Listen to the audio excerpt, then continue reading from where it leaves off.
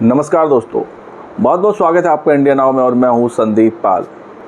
लोकसभा चुनाव में जिस तरह की सफलता समाजवादी पार्टी को मिली है, उसके बाद अब सपा अध्यक्ष अखिलेश यादव ने महाराष्ट्र में भी चुनाव लड़ने का इरादा जताया है। साथ ही साथ हो सकता है हरियाणा में भी सपा किस्मत आजमाए और आगामी विधानसभा चुनावों में भी वो चुनाव में उतर सकती है, उसके प्रत्याशी चुनाव लड़ सकते हैं, फिर चाहे वो बिहार विधानसभा हो, महाराष्ट्र विधानसभा हो या फिर हरियाणा विधानसभा चुनाव हो। दरअसल इस बार जो लोकसभा चुनाव हुए उसमें अखिलेश यादव की समाजवादी पार्टी तीसरे नंबर पर रही। देश में सबसे ज़्यादा सीटें हासिल करने के मामले में समाजवादी पार्टी तीसरे नंबर पर रही। बीजेपी, उसके बाद कांग्रेस और फिर समाजवादी पार्टी। तो समाजवादी पार्टी के लिए बहुत बड़ी उपलब्धि है। इससे पहले जब 2004 में लोकसभा चुनाव हुए थे तब समाजवादी पार्टी को करीब 34 या 35 सीटें मिली थीं। उसके बाद ये दूसरा मौका है जब समाजवादी पार्टी को देश के लोकसभा चुनाव में 35 से ज़्यादा सीटें मिली और इस बार 37 सीटें आईं, तो देश की सबसे बड़ी तीसरी पार्टी बन गई। इसी के साथ साथ अब इस बात की भी चर्चा शुरू हो गई है कि समाजवादी पार्टी का अब जो अगला कदम है, जो नेक्स्ट स्टेप है, वो है पार्टी को राष्ट्रीय पार्टी बनाना, जो नेताजी का सपना था। और उस सपने को पूरा करने के लिए अखिलेश यादव भी अब जुट गए हैं और समाजवादी पार्टी को राष्ट्रीय पार्टी बनाने के लिए उन्होंने कवायद भी जारी कर दी है। यही वजह है कि महाराष्ट्र में जो चुनाव होना है उसको लेकर एक बहुत बड़ी घोषणा भी सपा की तरफ से की गई है। क्या वो घोषणा है? साथ ही साथ उसमें जो इंडिया अलायंस के सहयोगी हैं उनको भी कहा गया है कि अगर सपा को उनकी स्थिति के हिसाब से महाराष्ट्र में सीटें नहीं मिलती हैं, सीट बंटवारे में उनको अहमियत अगर नहीं दी जाती है, तो सपा अपने दम पर महाराष्ट्र में कुछ सीटों पर चुनाव लड़ेगी। ये बड़ी खबर सपा के खेमे से निकलकर सामने आ रही है। इस खबर को आपको विस्तार से बताते हैं कि किसने इस विषय पे क्या कहा। तो समाजवादी पार्टी ने महाराष्ट्र विधानसभा चुनाव की तैयारियां भी शुरू कर दी हैं। आगामी 2 या 3 महीनों बाद हरियाणा और महाराष्ट्र में विधानसभा चुनाव होने हैं और पार्टी चाहती है कि जो महाविकास अघाड़ी गठबंधन है महाराष्ट्र में, जो इंडिया अलायंस का हिस्सा है, या कहें जो इंडिया अलायंस समझ लीजिए महाराष्ट्र में, उससे 2 टूक में कह दिया है कि अगर आगामी विधानसभा चुनाव और महानगर पालिका चुनाव में सपा को नज़रअंदाज किया गया तो सपा अकेले चुनाव लड़ेगी। महाराष्ट्र में सपा अकेले दम पर चुनाव लड़ेगी और अगर अकेले दम पर चुनाव लड़ेगी तो हो सकता है कि इंडिया अलायंस को ही घाटा हो जाए, क्योंकि सपा के जब प्रत्याशी मैदान में उतरेंगे तो वोट कटेंगे और वोट एनडीए के भी कट सकते हैं या फिर इंडिया अलायंस के भी कट सकते हैं। तो अब महाविकास अघाड़ी गठबंधन को सोचना है कि सपा को कितनी सीटें देनी है, क्योंकि उनको नज़रअंदाज तो किसी कीमत पर किया नहीं जा सकता। और हाल ही में 19 जुलाई को मुंबई में एक सम्मान समारोह भी रखा गया है, जिसमें जो सपा के जीते हुए सांसद हैं, 37 सांसद, इनका वहां सम्मान किया जाएगा। वहां अखिलेश यादव भी मौजूद रहेंगे। साथ ही साथ महाराष्ट्र में यूपी की बहुत बड़ी आबादी रहती है और वहां के लोगों की समस्या ये सांसद जानेंगे और समझेंगे। और अखिलेश यादव ने भी अपनी पार्टी के सभी नेताओं पदाधिकारियों से कह दिया है कि महाराष्ट्र चुनाव की तैयारियों में वो अभी से जुट जाएं और अच्छे रिजल्ट ला के दिखाएँ। इसके साथ साथ अखिलेश यादव ने एक और बहुत बड़ी बात कही है, वो ये कि पार्टी अपना खाका तैयार कर ले, सीटों का खाका। जिस सीटों पर प्रत्याशी उतारने हैं वो सीटों का पूरा ब्यौरा तय कर ले और ये जो ब्यौरा होगा ये इंडिया अलायंस यानी कि महाविकास अघाड़ी गठबंधन को सौंपा जाएगा और तय किया जाएगा कि इन सीटों पर सपा के कैंडिडेट उतारे जाएं, यानी कि जो सीटों का बंटवारा हो उसमें सपा को सम्मानजनक सीटें मिलें। और अगर बात नहीं बनती है तो फिर सपा के सामने अकेले चुनाव लड़ने का भी रास्ता खुला हुआ है। और जो खबरें हैं और जो सूत्र बता रहे हैं उनके मुताबिक करीब 1 दर्जन सीटों पर सपा अपने प्रत्याशी उतार सकती है।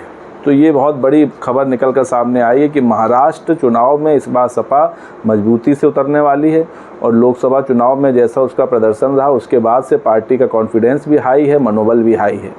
तो अब पार्टी नहीं चाहती है कि किसी भी चुनाव में वो पीछे रहे। तो कम से कम 12 या 13 सीटों पर सपा चाहती है कि महाविकास अघाड़ी गठबंधन उनको सीटें दे, इतनी तो कम से कम दे ही। अब इस पर क्या बात बनती है, सीट बंटवारे में क्या निकल के आता है, ये तो आने वाला वक्त बताएगा। इस पूरे मामले पर जो महाराष्ट्र के सपा अध्यक्ष हैं अबू आसिम आजमी, उन्होंने ट्वीट करते हुए लिखा है कि आगामी महाराष्ट्र विधानसभा और महानगर पालिका चुनाव के संदर्भ में राष्ट्रीय अध्यक्ष ने महत्वपूर्ण मार्गदर्शन करते हुए कहा कि सपा गठबंधन के साथ चुनाव लड़ेगी, लेकिन अगर समाजवादी पार्टी को नज़रअंदाज किया गया तो सपा अकेले ही चुनाव लड़ेगी। सभी कार्यकर्ताओं का मनोबल बढ़ाते हुए राष्ट्रीय अध्यक्ष ने दोनों ही सूरतों में पूरे गठबंधन को बूथ स्तर तक तैयार रहने के आदेश दिए हैं। तो ये बात अबू आजमी ने कही जो अखिलेश यादव ने बैठक ली थी उसके बाद ट्वीट करके। तो संदेश साफ है कि महाराष्ट्र में सपा को उनकी हैसियत के हिसाब से सीटें दी जाएं, अन्यथा रास्ता खुला है अकेले चुनाव लड़ने का। और इसी मामले में सपा ने जो यूपी के 37 नवनिर्वाचित सांसद हैं, इनके लिए 19 जुलाई को सम्मान समारोह रखा है, स्वागत समारोह रखा है, जिसमें अखिलेश यादव भी मौजूद रहेंगे और सभी सांसद भी मौजूद रहेंगे। तो इन सब के पीछे एक बहुत बड़ा मैसेज ये देने की कोशिश की जा रही है कि सपा अब क्षेत्रीय पार्टी बनकर सियासत नहीं करेगी। समाजवादी पार्टी अब सिर्फ यूपी की पार्टी बनकर सियासत नहीं करेगी, बल्कि देश में राष्ट्रीय पार्टी बनेगी। और इसीलिए अब हर विधानसभा चुनाव में सपा अपने कैंडिडेट उतारेगी और इसकी अगुवाई अखिलेश यादव करेंगे, रैलियां करेंगे, चुनाव प्रचार करेंगे, ताकि अन्य राज्यों में भी पार्टी और संगठन मजबूत हो। और पार्टी की जो तमन्ना रही है, कार्यकर्ताओं की जो तमन्ना रही है, पदाधिकारियों की जो तमन्ना रही है, और खुद अखिलेश यादव की भी तमन्ना है कि सपा राष्ट्रीय पार्टी बने। दरअसल अब आपको बताते हैं कि एक राष्ट्रीय पार्टी बनने के लिए क्या क्या नियम हैं और आपके पास क्या क्या वो उपलब्धियां होनी चाहिए जिसके ज़रिए आपको राष्ट्रीय पार्टी का तमगा मिल सकता है।